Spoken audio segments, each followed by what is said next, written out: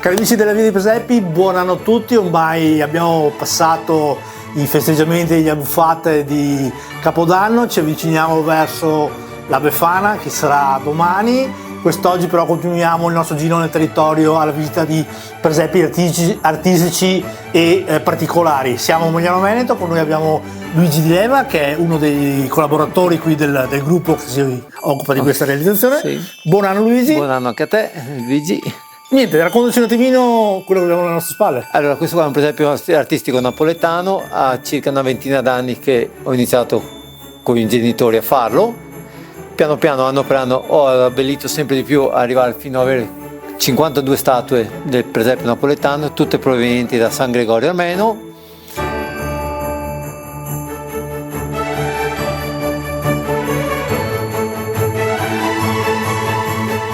Cosa ci racconta questa scena? Questa è la vita quotidiana, diciamo, del presepio napoletano. C'è il beniamino, abbiamo la natività dentro al tempio, ci sono le vite quotidiane, diciamo, i fruttivendoli, il macellaio, il panettiere, diciamo la vita quotidiana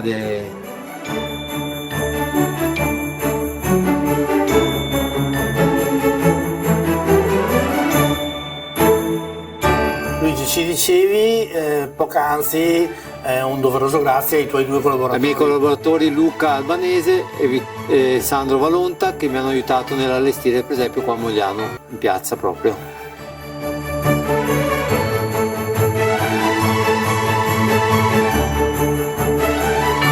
Come abbiamo detto, ormai Capodanno è andato, ci avviciniamo alla Befana. Da domani 6 gennaio fino a quando, dove e in che orari Allora, visitare? fino al 29 gennaio qua in piazza Mogliano Veneto, vicino alla pizzeria da Pino.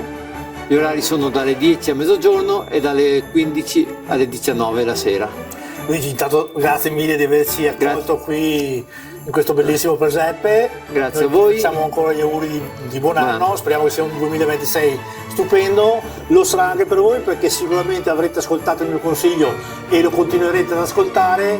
Venite qui a Mogliano Veneto a visitare questo bellissimo presepe artistico, ma soprattutto visitate più presepi possibili, perché dire un grazie a Luigi e a tanti volontari come Luigi che ogni anno investono tempo rubandolo alle famiglie per creare queste realizzazioni è quello di visitarli, lasciare magari un obolo di ringraziamento, ma soprattutto è quello di girare il territorio con i vostri figli, perché il sorriso dei bambini che guardano un presepe come questo, ma come tanti altri nel territorio, è benzina pura, carica pura per volontari come Luigi che ogni anno investono il tempo per fare questi bellissimi presepi. Quindi noi vi diamo appuntamento a domani, ma intanto vi auguriamo anche buone feste e vi invitiamo qui domani mattino a Mogliano a visitare con Luigi questo presepe. Grazie ancora Luigi, Grazie a voi. è stato un piacere E alla prossima. e alla Grazie prossima. mille. Grazie mille.